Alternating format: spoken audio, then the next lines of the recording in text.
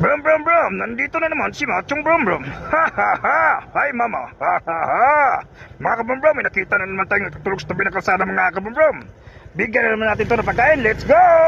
Punta tayo sa McDo mga kabrum brum para bumili ng pagkain para ibigay doon sa natutulog sa tabi ng kalsada.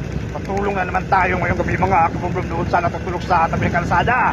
Kabigyan na naman tayo ng pagkain at saka pera mga kabrum. At least man lang may napasaya na naman tayo ngayong gabi mga kabrum. Sa ganito para nakatulong tayo. Let's go mga kabrum, bibili na tayo ng pagkain. Let's go! Dito na tayo sa may McDo mga kabrum-brum. Bibili na tayo ng pagkain para ibigay doon sa natutulog sa tabi ng kalsada. Let's go mga kabrum-brum, pasok tayo, let's go.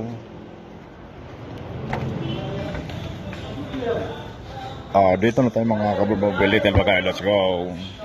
Ito na mga kabrum-brum, nakabili na tayo ng pagkain sa McDo at may 1,000 pesos na pera. Ibigay na natin ito kay tatay na natutulog sa tabi ng kalsada. Let's go! Let's go mga kabrum-brum, yatin natin itong pagkain doon sa natutulog sa tabi ng kalsada. Katulong na naman tayo ngayong gabi mga kabrum-brum doon sa natutulog sa tabi ng kalsada.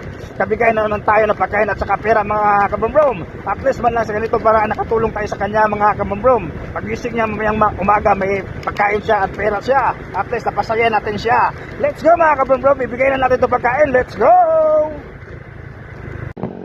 Nandun sa tayo mga kabrum-brum, lapitan natin para ibigay itong pagkain at saka 1,000 pesos na pera, let's go. Lapitan natin mga kabrum-brum para ibigay ang pagkain, let's go.